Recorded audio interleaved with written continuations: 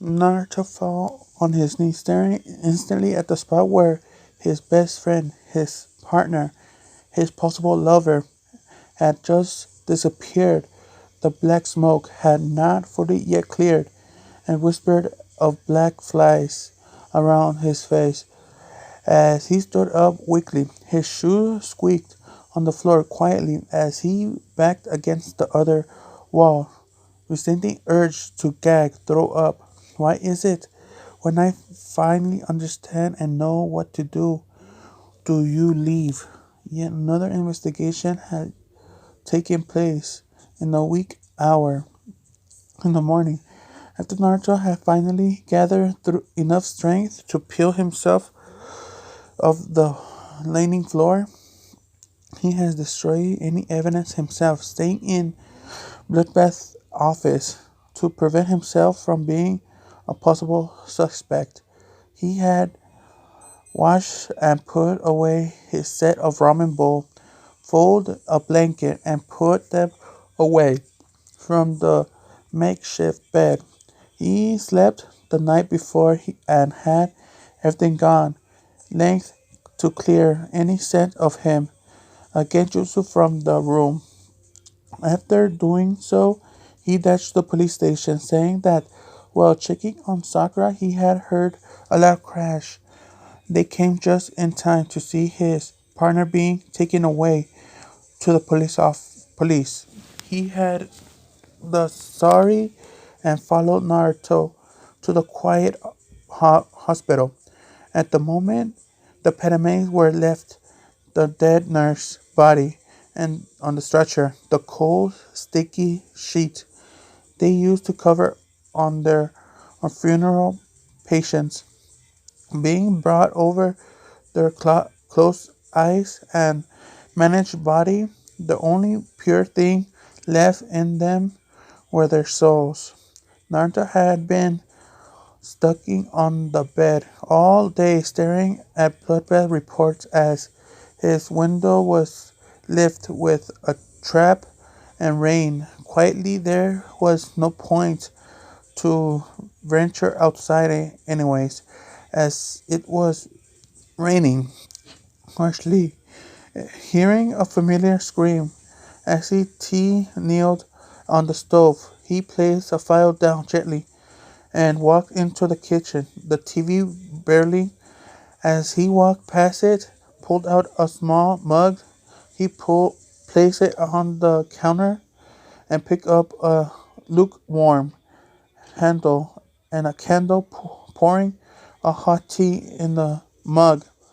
He placed the candle back on the stove and collapsed on the couch, sick and staring at the same file all day, sipping the tea.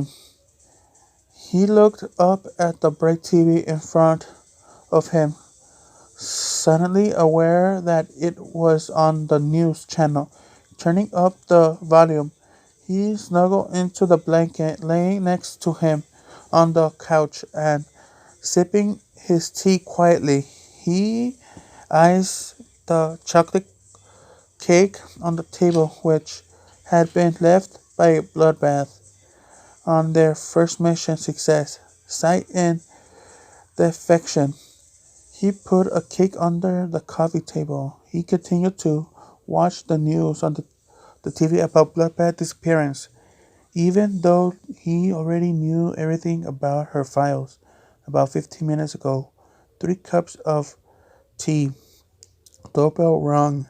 Naruto ignored it. As the TV up louder, the person would probably leave anyways, considering the harsh storm that was raining fiercely outside. About 10 minutes about the doorbell ringing, Naruto sighed angrily and pulled open the door, shocked by he was seeing. You don't think I would let an old man, Ichiraku, go to waste, didn't you? Sakura smiled, holding up the 2 cups of plates of Ichiraku ramen bar.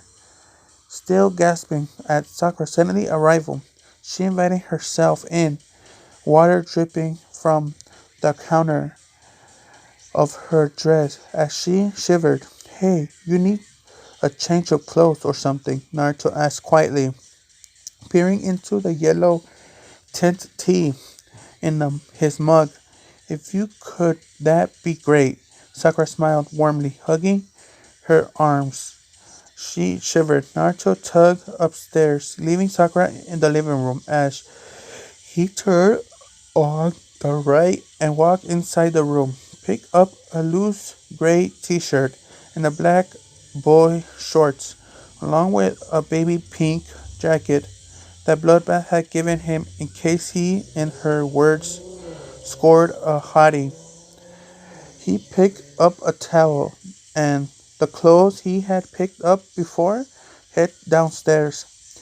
He walked downstairs to see Sakura reading Bloodbath's file and ignore it as he handed her the clothes. Setting down the clothes, color files, she thanked him and head down the hall and the bathroom, leaving Naruto alone in his solitude and silence. After changing, Sakura had brushed her hair down and folded her wet clothes, leaving them inside the shower so the water wouldn't leak everywhere. Walking inside Naruto's living room, he saw him staring at the TV silently, tearing down his face as snuggling inside his blanket. Walking next to him, Naruto wiped away his tears and stared down, not expecting Sakura to do anything. Instead, Sakura popped under the blanket, under the couch, sitting next to him, hugging him warmly. Every inch of her skin warmed on Naruto's cold body. She unpacked the ramen bowl and she next to him the whole afternoon. Even if they didn't talk at all, the silence was enough of talk for them to understand. The TV continued to blur as Sakura hugged Naruto one last time before walking to the door to leave. I understand, Sensei, even if you don't tell me, love isn't always loud. Sakura smiled by the door before realizing that it was raining too hard to leave. Guess I'm staying here tonight. Sakura smiled sheepishly as she rubbed her back and her neck. Naruto looked up at her and did the same he hadn't done in a long time. He smiled. Of course. He choked out, pulled her in a hug this time, before slouching her back in the couch. Sakura simply grinned at the continue to sit next to him, her pink purse discarded on the floor, and her high heels sitting next to the door. She raised her head on Naruto's shoulder, and she listened to his stories about Bloodbath, her cocky behavior, and her beautiful eyes, and how he loved when he visited her in the hospital during her work. He talked about the awkward days when she changed his bandage and the days when he left the village. He left Sakura's head with a new memory, describing that they were like when he coached his team.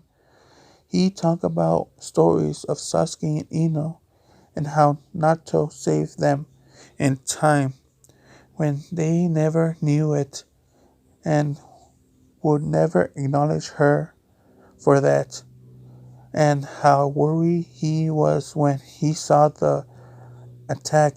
He talks about the olden days, how Sakura Genjutsu had greatly improved the entire night, that not one of them could stop talking as if bonds had been established.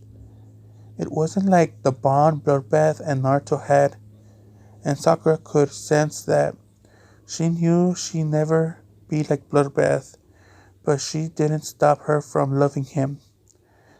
Drowsiness soon followed over her head. Her arms wrapped around herself as she soon felt her eyes grow heavier as she fell asleep. Naruto laughed, heard him mutter turned off the TV as he flipped Sakura's hair. Unaware she was still somewhat awake, thinking Sakura wouldn't hear him muttering softly, "Thank you, Sakura. You don't know how much I needed you." Hearing that, Sakura hid her face on his lap and smiled. Sometimes love is hard, sometimes love is double, sometimes it isn't what it meant to be, and sometimes you realize they don't want you, but you don't cry because love them too much to fight for a love that will never be yours, and too much for a forced love. I love when I win. I love isn't a game or a strategy. It's a game of chance.